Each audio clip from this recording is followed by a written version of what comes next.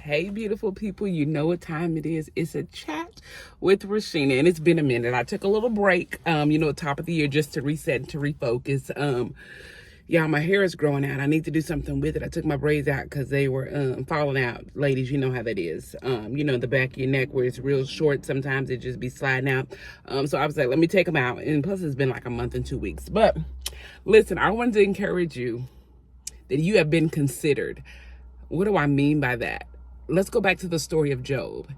And Job didn't even ask for what he had to sit in. The trials and tribulations that he went through, he didn't ask for it.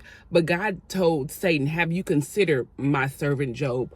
And we look at Job's life and we like, wow, Job went through.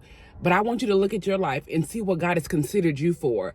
A lot of times we blame the devil, we blame the enemy about what we're sitting in. But a lot of times God allows it because he's getting the glory out of your life, because he is getting you to the point where you're out of your comfort zone and he's pushing you into purpose. A lot of times when we're sitting in adversity, it's because God is getting us to purpose. He's propelling us into purpose. He is stripping off the old nature so we can get into purpose. He's stripping off old ways so we can get into purpose. He's stripping off old personalities so we can get into purpose. So a lot of times we sit in the ashes of things that we're dealing with and we want to blame the devil and we want to blame ourselves. But have you ever thought about that you've been considered by God?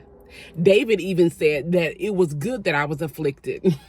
The Bible also says, count it all joy when you fall into diverse temptations. And that's not talking about sin. That's talking about the life happenings of this world. So listen, have you been considered?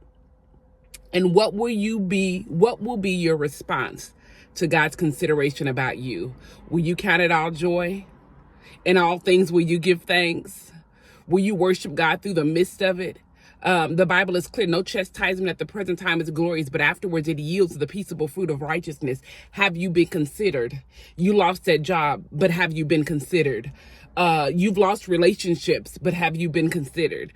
Finances are so tight right now, but have you been considered? What are you sitting in that God is saying, yeah, they'll go through. They'll go through with integrity. They'll go through still living in righteousness. They'll go through with a smile on their face. Even the disciples says, that we counted it an honor to be beaten for Christ. Whoa, have you been considered? Look at your life. And before you begin to speak negativity over what you're sitting in and dealing with, think about it. Has God considered me?